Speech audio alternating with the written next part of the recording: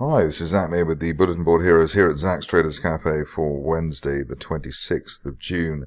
Starting off with the FTSE 100, which seems to be still looking forward to a change of government next week. We've got the market well above the 50-day moving average, the blue line there, 82.15, above the floor of that rising trend channel from December, around 82.05, and looking to the top of that rising trend channel, 86.80, which obviously seems rather unlikely at the moment, but you never know. It might be a new government that triggers a rally for the UK index.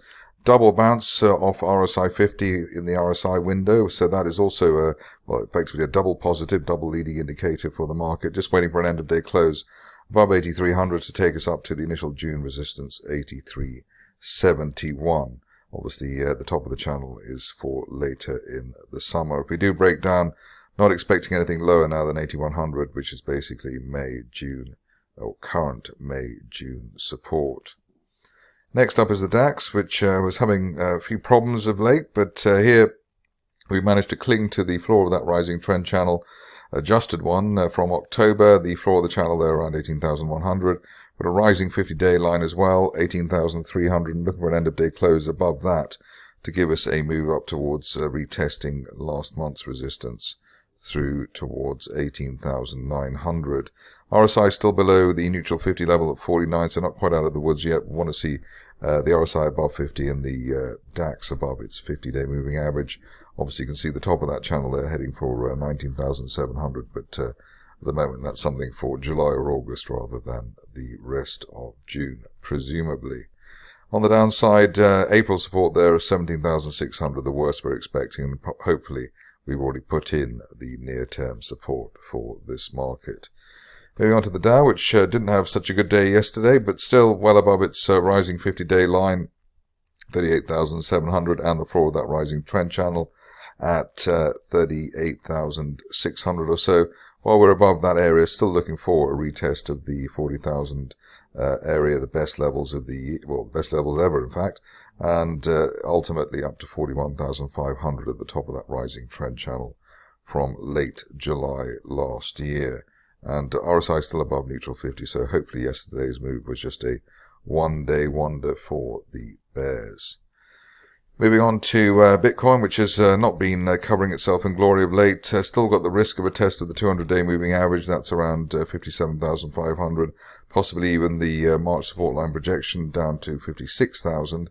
And really what we need at the moment is a clear break of 63,000, which was basically support on the way down. If you're fussy, you wouldn't even look at this unless we get back above the 50-day line at 66,000. So a lot of work to do there. The positive, though, is that we bounced off the oversold level, the oversold RSI level, RSI 30. The last time we were in that region was back in August last year, and obviously that did trigger a decent, a massive rally for this market. On to gold, and here the picture is still one of consolidation. We've been fearing a test of 2280, the May support, and also a break potentially, or a test of the rising trend channel there from December. That's around 2320, below 2320 then risks 2280, but not expecting anything worse than that, even though the RSI is now back below neutral 50 and in the danger zone. Probably the safest thing now would be to wait for a break, an end of day close back above the 50-day line, 2360, or even recent resistance, 2380, just to make sure there are no more bull traps. Onto the stocks, and a company which I just interviewed a few minutes ago is Ananda. Shares have gapped up today. We've just got a golden cross there, so with the run up to the golden cross there, saw the shares double. I'm looking for a bit more momentum after today's gap to the upside. Previously said above 0.5, we're looking for 0.72, and that is what the situation is at the moment.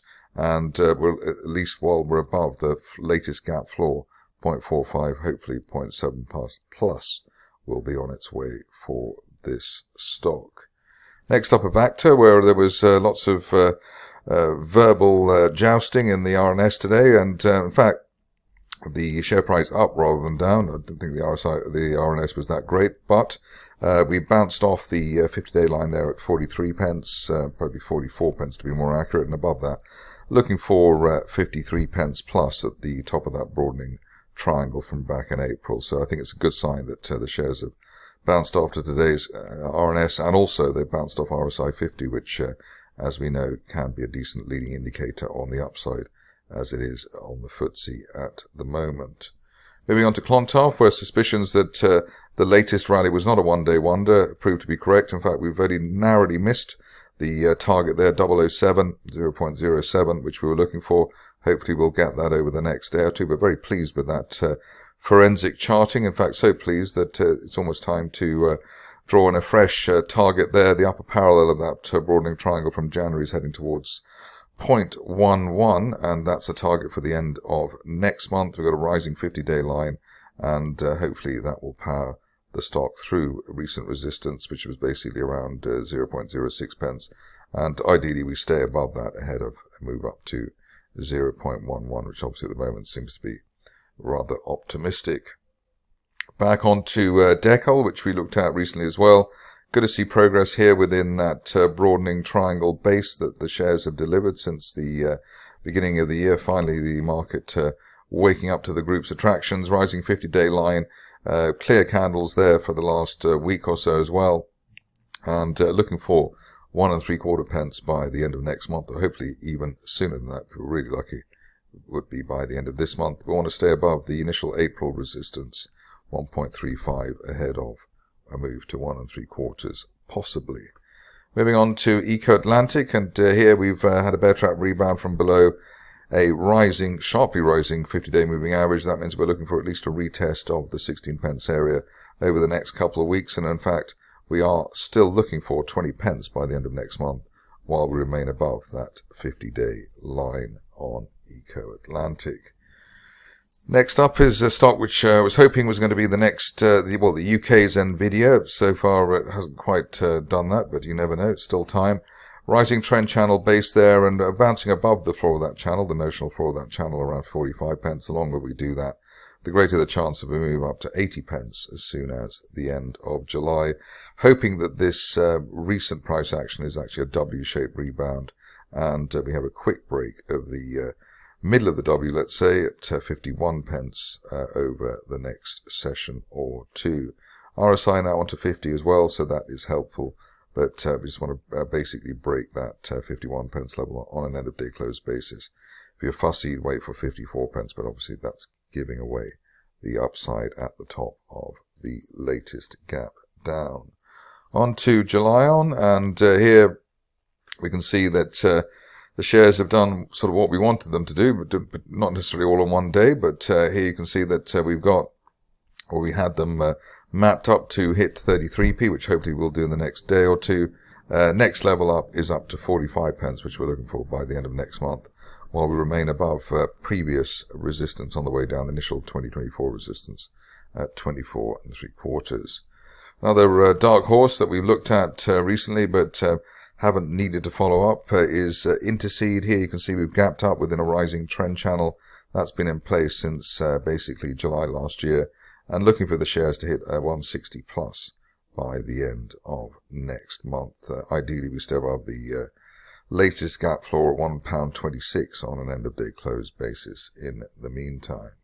On to a rather strange stock, which is called Potash, and here, after hitting a couple of targets that we had before, we came back to test a rising 50-day line above that, which is currently around 1.17 pence, looking for a retest of the May resistance around 2.4 pence by the end of next month. If you're cautious, you wait for an end of day close back above that initial June support there, around 1.6 pence. Moving on to Power Metal, which should be reaping the benefit of its rather large stake in Guardian Metal, as it's now called. Here we bounced off our previous target there, around just under 18 pence, and above 18 pence, looking for Power Metal to hit the top of that rising trend channel from back in, well, basically this time last year, as high as 26 pence by the end of next month. Polarean's got some people excited in terms of being a potential turnaround situation here.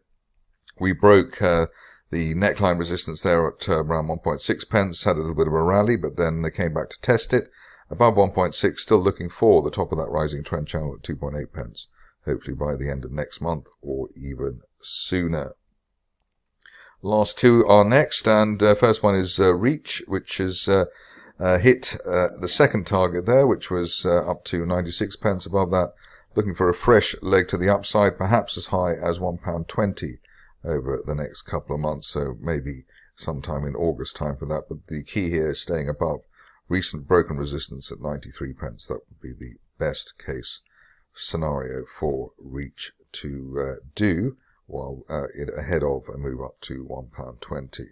Finishing off with SolGold, and here the picture perhaps a little too forensic for most, but it looks like we've got a rising trend channel base there and bounced off that around 6.3 pence. Above that, looking for 13 pence by the end of next month, but obviously that does assume we'll be able to finally clear the 200-day line for the first time since this time last year. Sort of rather big ask, but that is the view at the moment. And the RSI through 50 and the shares above the 200-day line at 9.1 pence, very helpful to the cause.